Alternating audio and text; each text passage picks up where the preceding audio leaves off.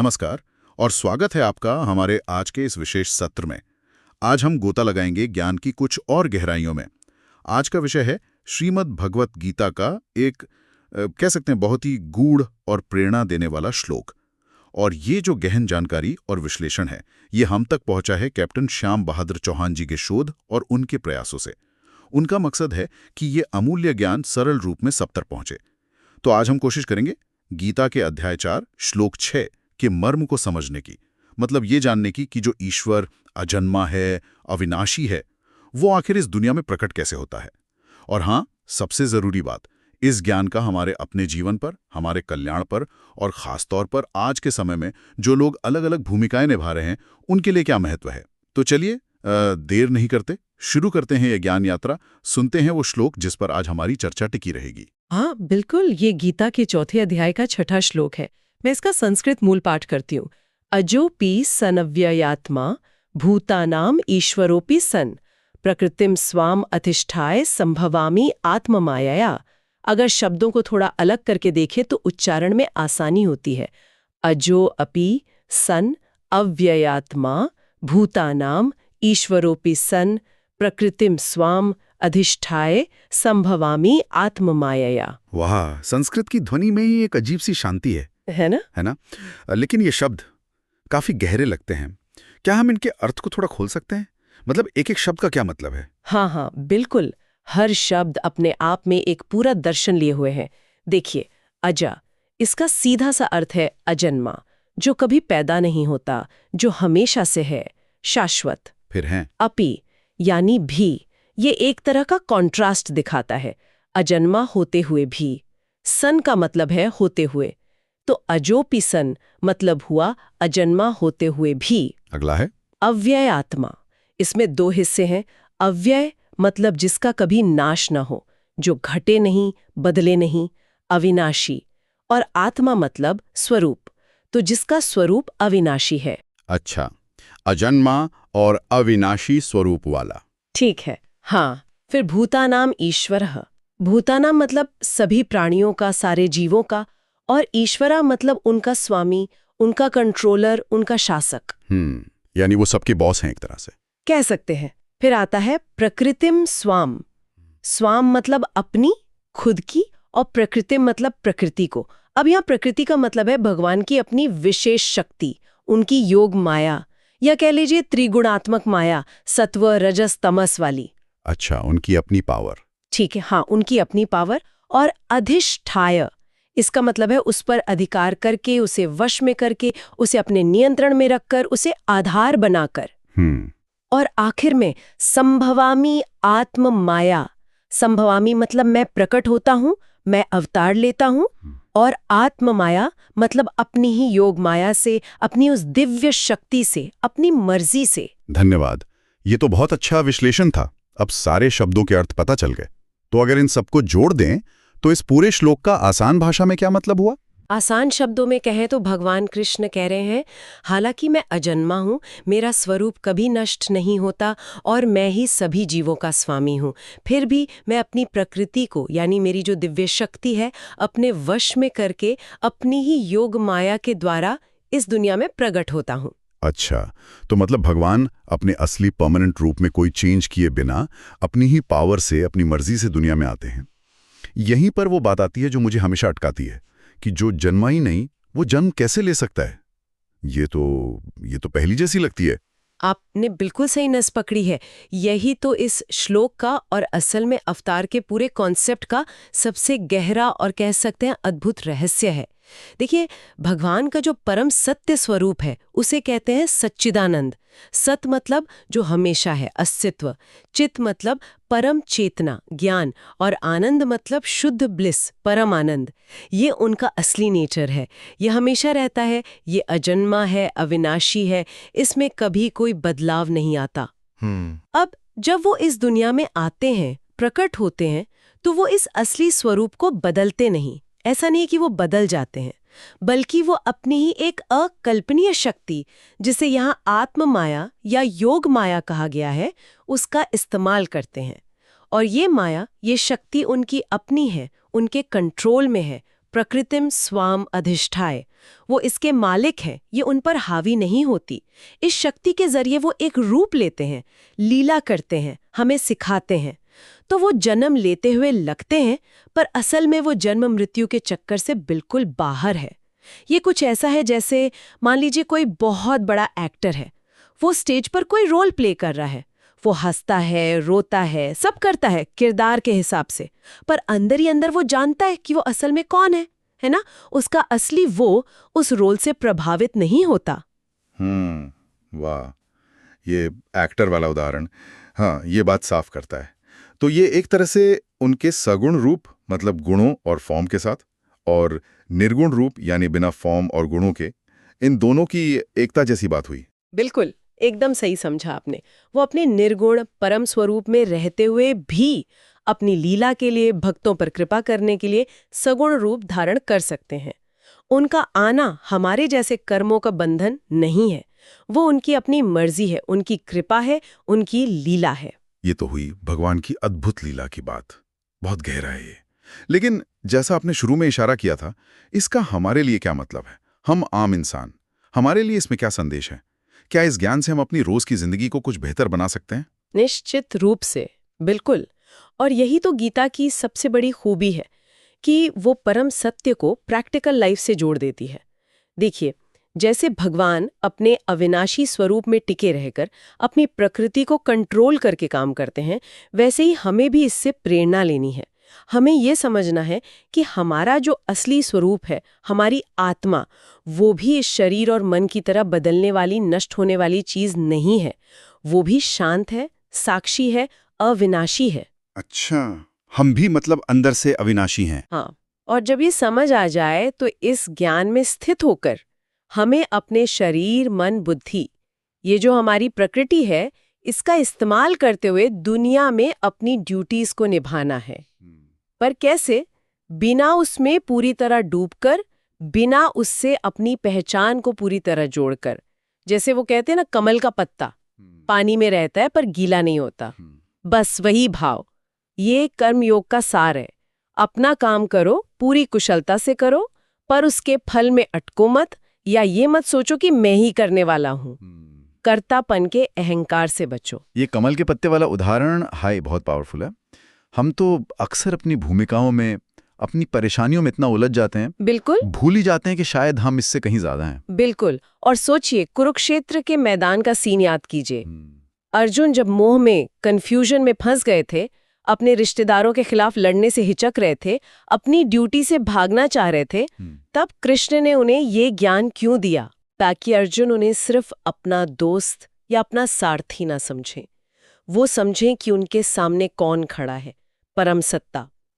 ये ज्ञान अर्जुन को उनके भ्रम से निकालने के लिए, उनके अंदर अपनी ड्यूटी निभाने का साहस भरने के लिए जरूरी था। उन्हें ये याद दिलाना था कि आत्मा तो अमर है, तो युद्ध के नतीजे से मरने मारने से क्यों डरना? धर्म का पालन करना ज्यादा जरूरी है। हाँ, ये कॉन्टेक्स्ट समझने से बात और ज्यादा रिलेटेबल हो जाती है। पर क्या सारे ज्ञानी लोग, सारे दार्शनिक इस श्लोक को बिल्कुल इसी तरह से देखते हैं, या इस पर अलग अलग विचार भी हैं? ये बहुत अच्छा सवाल है। भारतीय दर्शन की यही तो खूबसूरती है कि वो एक ही सत्य को कई एंगल से देखता है, परखता है। तो हाँ, इस श्लोक की व्याख्या भी अलग अलग फिलोसॉफिकल स्कूल्स ने अपने अपने नजरिए से की है। इससे इसकी गहराई और बढ़ जाती है।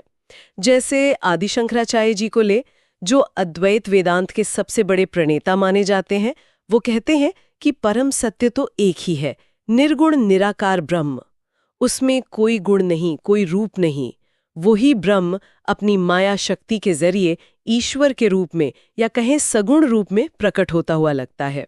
उनके लिए अवतार एक तरह की व्यवहारिक सच्चाई, एम्पिरिकल रियलिटी है, पर परम सत्य एब्सोल्यूट रियलिटी नहीं। अच्छा, मतलब एक तरह का इल्यूजन, माया। हाँ, उनके अनुसार ये माया का खेल है जो सच जैसा लगता है। वहीं रामानुजाचार्य जी हैं, जो विशिष्टाद्वैत दर्शन के आचार्य हैं। वो मानते हैं कि भगवान हमेशा से सगुण हैं, उनमें अनंत दिव्य गुण हैं और वो परम दयालु हैं। वो आत्मा माया का अर्थ भगवान की दिव्य, अनंत देने वाली शक्ति से लेते हैं। वो मानते हैं कि भगवान सचमुच में अपनी मर्जी से जीवों पर कृपा करने के लिए एक दिव्य शरीर धारण करके अवतार लेते हैं। ये कोई इल्यूजन नहीं, ये वास्तविक है। ओह, तो ये बिल्कुल अलग नजरिया है। हाँ। फिर मध्वाचार्य जी हैं, जो द्वैतवाद के समर्थक हैं। वो मानते हैं कि भगवान और जीव हमेशा से अलग हैं और अलग रहेंगे। भगवान का अवतार लेना एक सच्ची घटना है, उनकी असीम शक्ति का प्रदर्शन है और उनकी लीला है। और अगर हम थोड़ा और पास आएं, आधुनिक समय के विचारकों को देखें, जैसे स्वामी विवेकानंद, उन्होंने इसे एक जबरदस्त प्रेरणा के सोर्स के रूप में देखा। वो कहते थे कि जैसे भगवान अपनी आत्म माया यानी अपनी अंदरूनी शक्ति से प्रकट होते हैं, वैसी ही हर इंसान के अंदर भी अनंत शक्ति छुपी है, दिव्यता छुपी है। हमें बस उसे जगाना है और महान काम करने हैं। ये दिलचस्प है। मतलब रास्ते अलग अलग हैं, व्याख्याएं थोड़ी अलग हैं, पर कहीं ना कहीं सब एक ही तरफ इशारा कर रहे हैं कि एक हायर पावर है जो प्रकट होती है, और शायद हमारे अंदर भी वैसी ही कोई शक्ति है ना? हाँ, बिल्कुल। सार यही है कि एक उच्चतर सत्ता है जो इस फिजिकल वर्ल्ड के नियमों से बंधी नहीं है, और वो अपनी इच्छा से काम करती है, चाहे उसे ईश्वर की लीला कह लें या आत्मा की छुपी हुई क्षमता। ये बातें हजारों साल पुरानी हैं, पर आज की जो लाइफ है, इतनी भागदौड़, इतना स्ट्रेस, इसमें ये ज्ञान कैसे काम आ सकता? आज का युवा या हम सभी इसे अपनी जिंदगी में कहाँ फिट करें? मुझे तो लगता है कि आज इसकी जरूरत शायद पहले से भी कहीं ज्यादा है। क्यों? क्योंकि आज हम भारी चीजों में इतना उलझ गए हैं।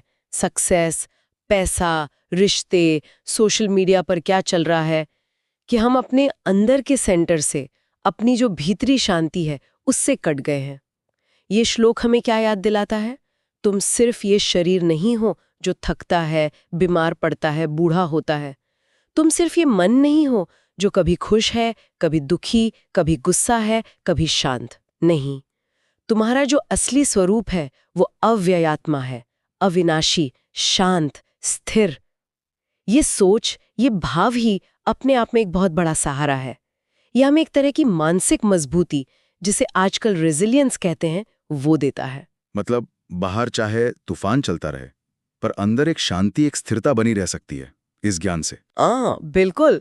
जब हम ये समझने लगते हैं कि बाहरी घटनाएं चाहे अच्छी हो या बुरी, वो हमारे असली मैं को, उस साक्षी आत्मा को छू नहीं सकती, तो हम ज्यादा बैलेंस्ड रहते हैं।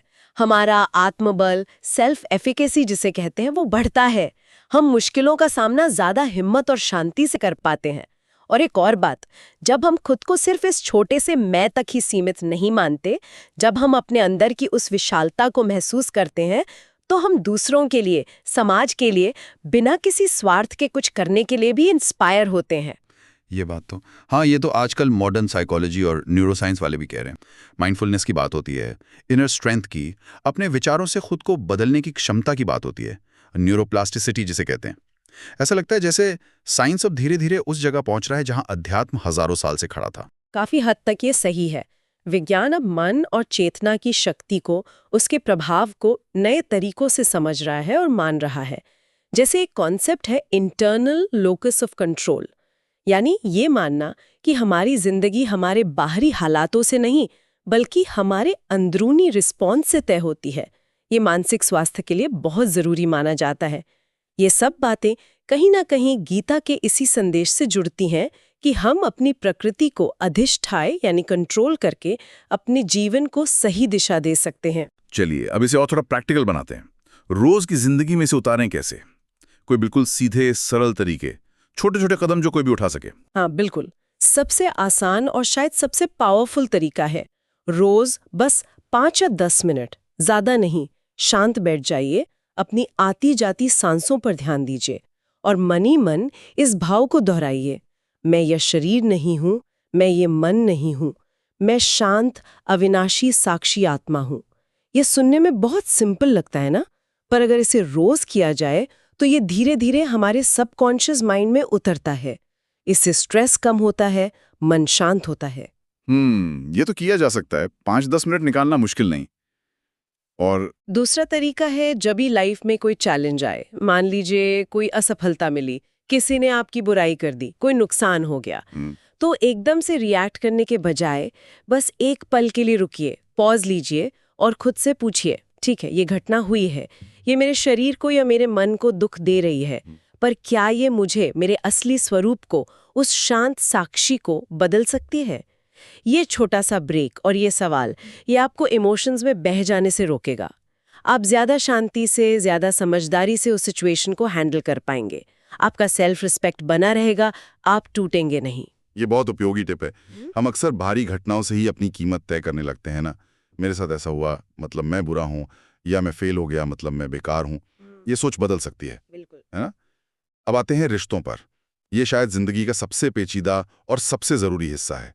परिवार में, दोस्तों के साथ, ऑफिस में, ये ज्ञान वहां कैसे मदद कर सकता है? हाँ, ये बहुत ही अहम सवाल है, क्योंकि हमारे ज्यादातर दुख और सुख तो रिश्तों से ही जुड़े होते हैं। क्यों?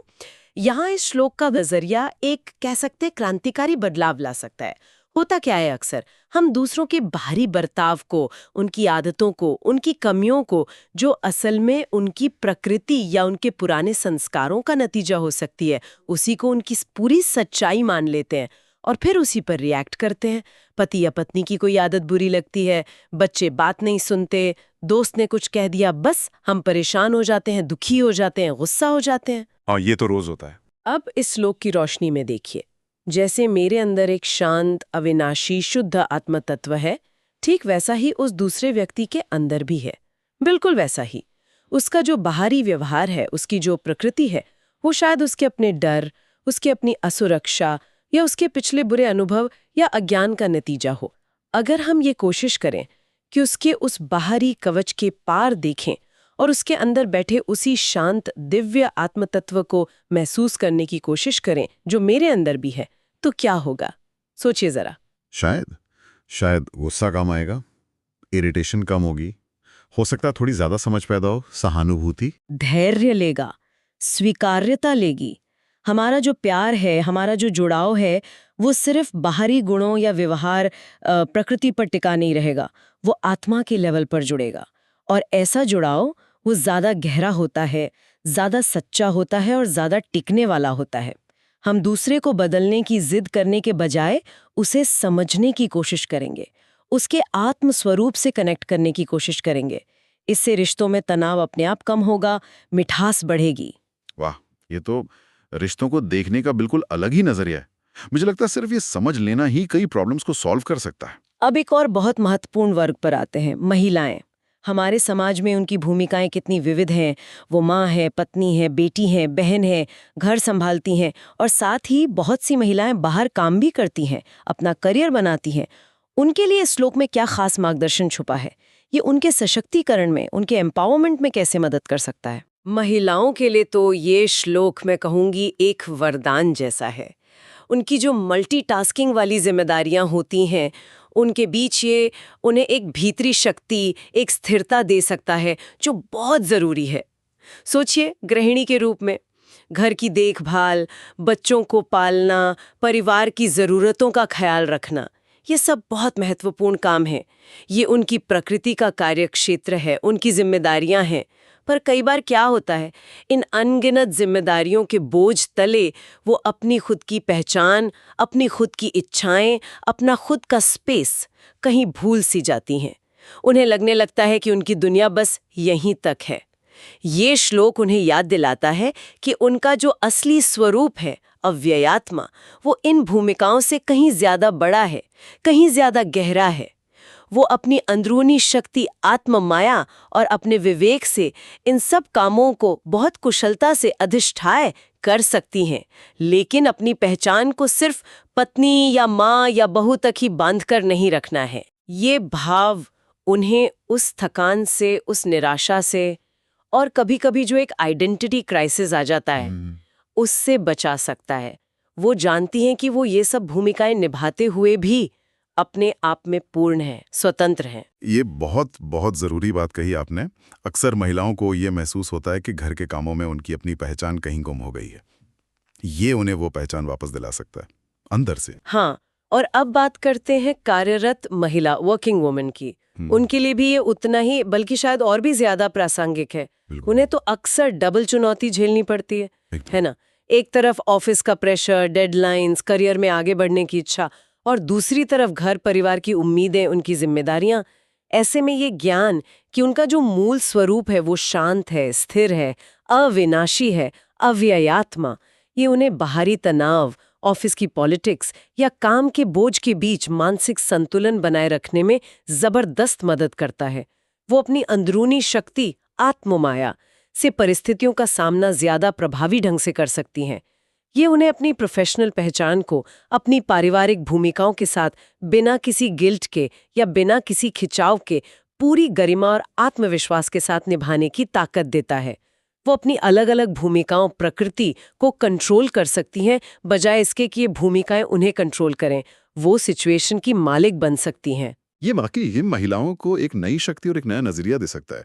अपनी सारी भूमिकाओं को अच्छे से निभाते हुए भी अपने सेंटर में बने रहना कमाल है।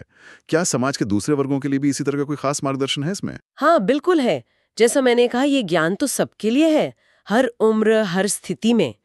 जैसे युवाओं के लिए आजकल कितना प्रेशर है उन पर, पढ़ाई का, एग्जाम्स का, करियर बनाने का। ये श्लोक उन्हें समझाता है कि उनकी वैल्यू सिर्फ उनके नंबरों या उनकी नौकरी से तय नहीं होती।